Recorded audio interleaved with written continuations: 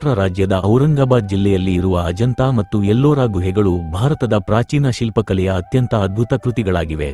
ಇವು ಕ್ರಿಸ್ತ ಪೂರ್ವ 2ನೇ ಶತಮಾನದಿಂದ ಕ್ರಿಸ್ತ ಶಕ 10ನೇ ಶತಮಾನವರೆಗೆ ಕಲ್ಲನ್ನು ತೊರೆದು ನಿರ್ಮಿಸಲಾದ ದೇವಾಲಯಗಳು ಮತ್ತು ಗುಹಾಸಮೂಹಗಳು. ಅಜಂತಾ ಗುಹೆಗಳು 30 ಕಲ್ಲಿನ ಗುಹೆಗಳ ಸಮೂಹವಾಗಿದ್ದು, ಮುಖ್ಯವಾಗಿ ಬೌದ್ಧ ಧರ್ಮಕ್ಕೆ ಸಂಬಂಧಿಸಿದವು. ಈ ಗುಹೆಗಳು ವಿಹಾರ, ಸನ್ಯಾಸಿಗಳ ಆಶ್ರಮ ಮತ್ತು ಚೈತ್ಯ, ಪ್ರಾರ್ಥನಾ ಮಂದಿರಗಳಾಗಿ ವಿಭಜಿಸಲ್ಪಟ್ಟಿವೆ.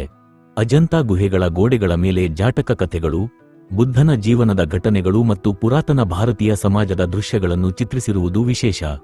ಈ ಚಿತ್ರಕಲೆಗಳಲ್ಲಿ ನೈಸರ್ಗಿಕ ಬಣ್ಣಗಳನ್ನು ಬಳಸಿ ಅದ್ಭುತ ಕಲಾತ್ಮಕತೆ ತೋರಿಸಲಾಗಿದೆ. ಅಜಂತಾ ಗುಹೆಗಳ ನಿರ್ಮಾಣವನ್ನು ಸಾತವಾಹನರು ಹಾಗೂ ನಂತರ ವಾಕಾಟಕ ರಾಜರು ಆಶ್ರಯಿಸಿದ್ದರು. ಎಲ್ಲೋರಾ ಗುಹೆಗಳು ಅಜಂತಾದಿಂದ ಸುಮಾರು 100 ಕಿಲೋಮೀಟರ್ ದೂರದಲ್ಲಿವೆ. ಇಲ್ಲಿ ಒಟ್ಟು 34 ಗುಹೆಗಳು ಇವೆ. ಇವು 3 ಧರ್ಮಗಳಾದ ಹಿಂದೂ, ಬೌದ್ಧ ಮತ್ತು ಜೈನ ಧರ್ಮಗಳ ಐಕ್ಯತೆಯ ಸಂಕೇತ. ಎಲ್ಲೋರಾದ ಪ್ರಮುಖ ದೇವಾಲಯವೆಂದರೆ ಕೈಲಾಸ ದೇವಾಲಯ. ಗುಹೆ 16. ಇದು ಒಂದು ಪರ್ವತದ ಕಲ್ಲನ್ನು ಕೆದಕಿ ಸಂಪೂರ್ಣವಾಗಿ ನಿರ್ಮಿಸಲಾದ ಅದ್ಭುತ ಶಿಲ್ಪಕೃತಿ. ಇದನ್ನು ರಾಷ್ಟ್ರಕೂಟ ವಂಶದ ರಾಜ ಕೃಷ್ಣ ಪ್ರಥಮ ಕ್ರಿ.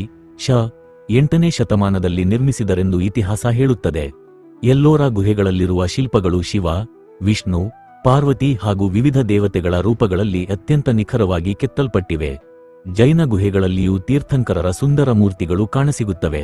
ಅಜಂತಾ ಮತ್ತು ಎಲ್ಲೋರಾ ಇಂದು ಯುನೆಸ್ಕೋ ವಿಶ್ವ ಪಾರಂಪರಿಕ ತಾಣಗಳು, ಯುನೆಸ್ಕೋ ವರ್ಲ್ಡ್ ಹೆರಿಟೇಜ್ ಸೈಟ್ಸ್ ಆಗಿದ್ದು, ಭಾರತೀಯ ಕಲೆ, ಧರ್ಮ ಮತ್ತು ವಾಸ್ತುಶಿಲ್ಪದ ಅದ್ಭುತ ಸಂಯೋಜನೆಯ ಪ್ರತಿರೂಪವಾಗಿದೆ.